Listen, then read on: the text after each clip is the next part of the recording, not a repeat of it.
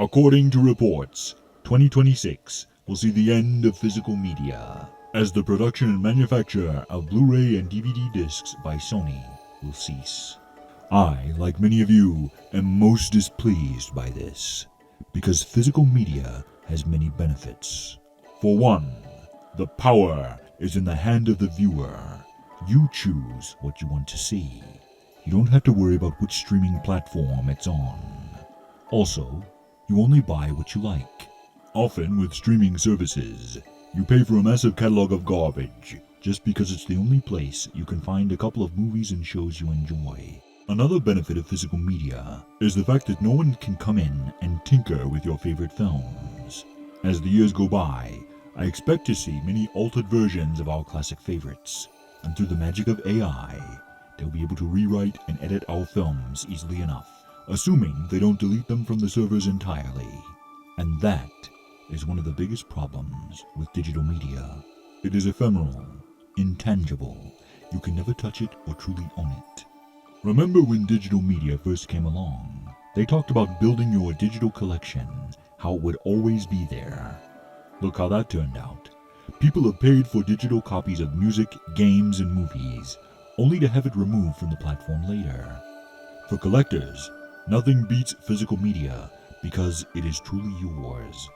And barring natural disasters, destructive children, a gang of hooligans breaking into your house, or your stupid cat peeing all over your copy of Halo when her litter box was literally 6 feet away, once you had a DVD or game, it didn't matter if you're the only one on the planet who enjoyed it. It was yours forever. Ad-free entertainment is also a huge selling point for physical media. How jarring is it when you're in the middle of an emotionally charged scene or the action-packed climax of a film? And since that's where the viewership spike is, the streaming services algorithms decide that's right where they need to put an ad for Domino's Cheesy Bites. Now don't get me wrong, I like Cheesy Bites as much as the next guy. But what I don't like is an ad completely interrupting the movie, undermining the tension and bringing the flow of the story to a screeching halt.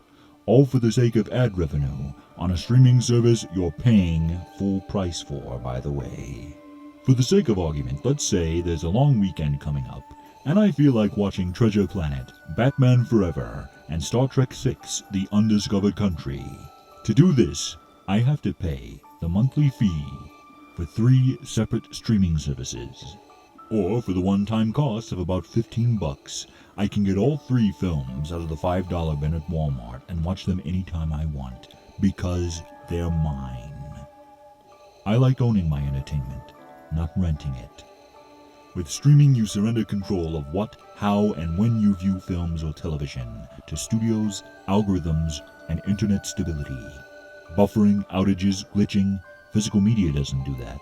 But there are places in the USA right now that don't have proper internet coverage. The infrastructure just isn't there.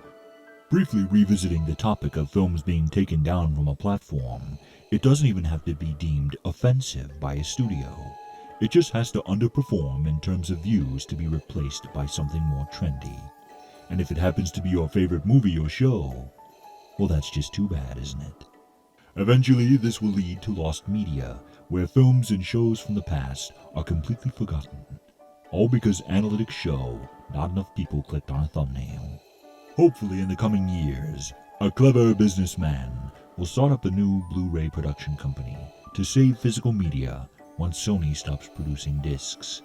Because in the long run, physical media is better for studios because they essentially get a second box office with the DVD release, boosting the profits on films that underperform in theaters.